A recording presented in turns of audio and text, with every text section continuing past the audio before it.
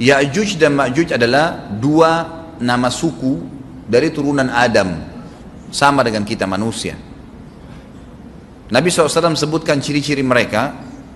Mata mereka sobekannya kecil sehingga mata mereka kelihatan seperti sipit, tapi bola matanya besar. Mereka memiliki rambut yang keriting dan mereka memiliki poster yang umumnya seperti poster manusia.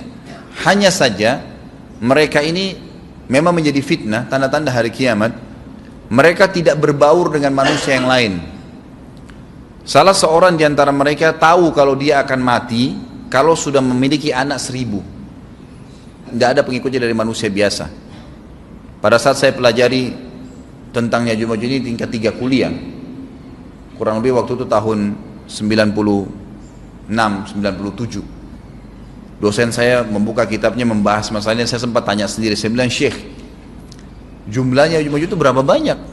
Dia bilang tidak terhitung jumlahnya, karena ada hadis yang berbunyi mereka akan mendatangi sebuah sungai, kalau tidak salah namanya sungai Tibria.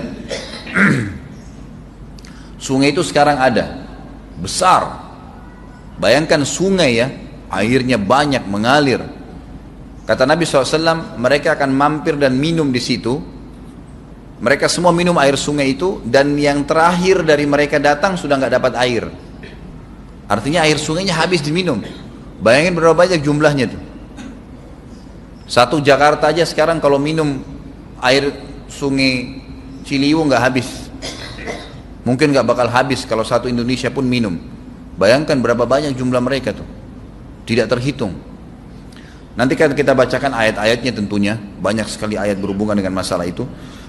Tapi yang jelas pada saat itu Nabi SAW mengatakan, Allah berfirman kepada Isa, berkata, wahai Isa, aku akan mengeluarkan hamba-hambaku yang tidak ada seorang pun dari kalian bisa mengalahkannya, termasuk Isa alaihissalam, nggak bisa mengalahkan. Maka selamatkanlah dirimu bersama dengan pengikut-pengikutmu ke Gunung Tur namanya.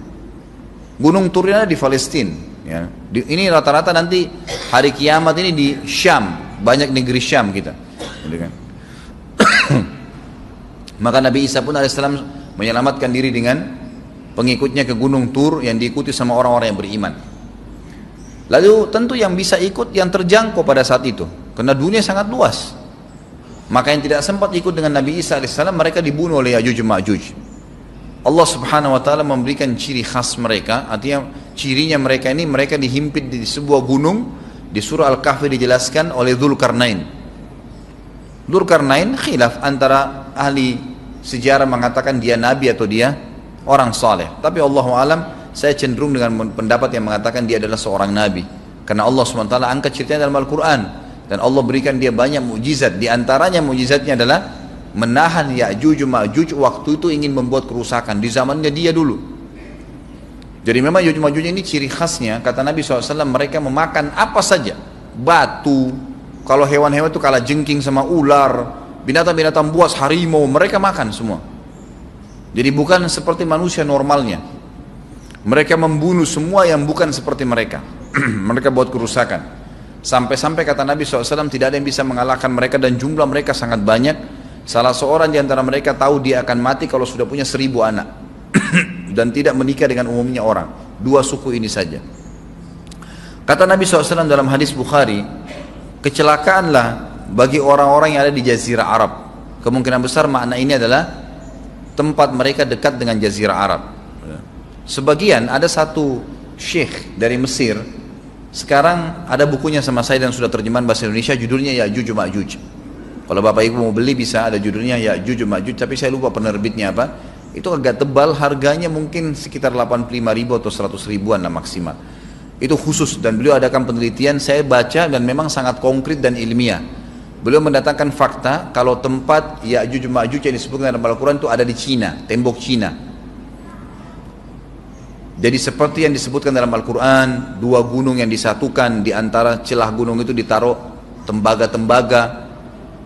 Pernah pemerintah Cina mendapatkan ada celah dari tembok Cina itu yang bolong, waktu mereka mau tempel bolongan itu dengan batu-batu tanah yang mereka biasa taruh sekarang, ternyata di dalam itu ada tembaga yang mengeras, dan seperti disebutkan dalam Al-Quran.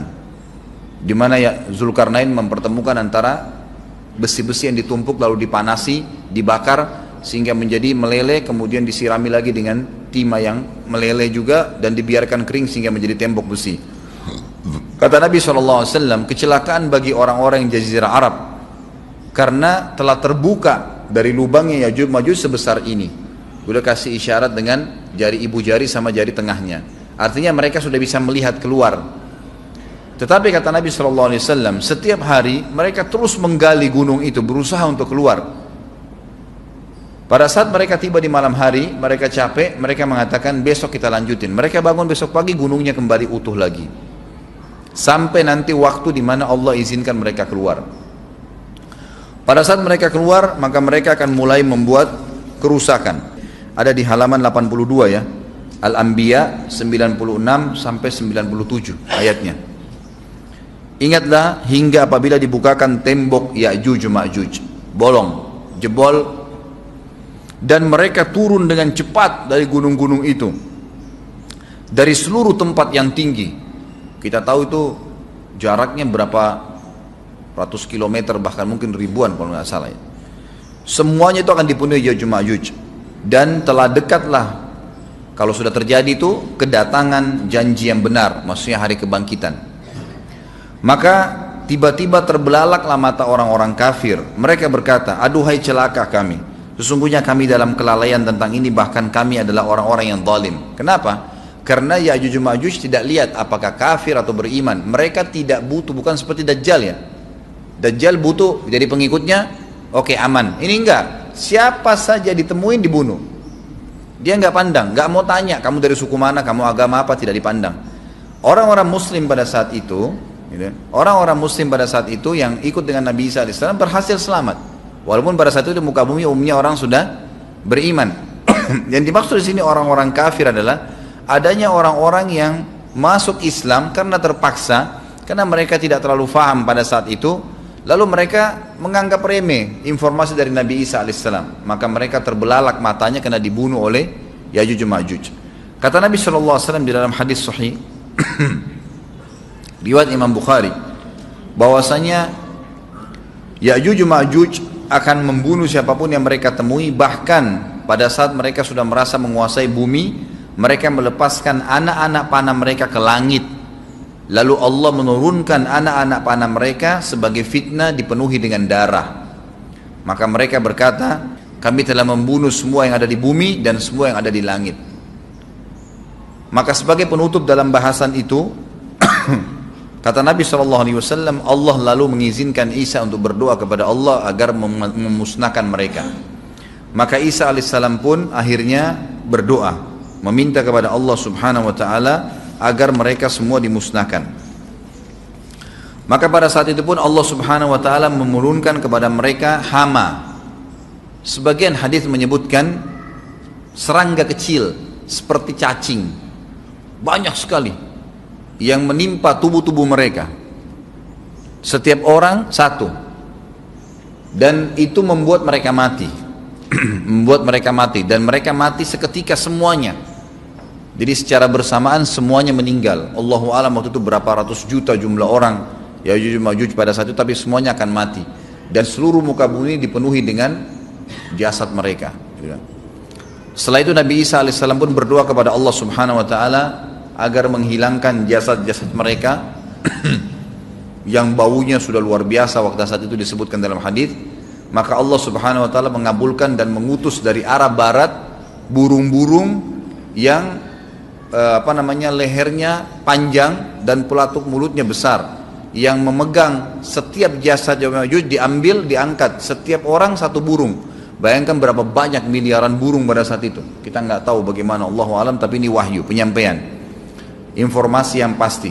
Diambil, kemudian jasad-jasad mereka dilempar ke lautan. Lalu Allah SWT turunkan hujan. Pada saat turun hujan, maka hujan tersebut membersihkan semua bekas-bekas mereka, kotoran mereka, darahnya segala bersih. Maka bumi kembali subur lagi. Tapi tidak disebutkan berhubungan dengan masalah ini berapa lamakah kejadian tersebut terjadi. Kemudian setelah itu Isa alaihissalam memimpin lagi di muka bumi sampai beliau meninggal.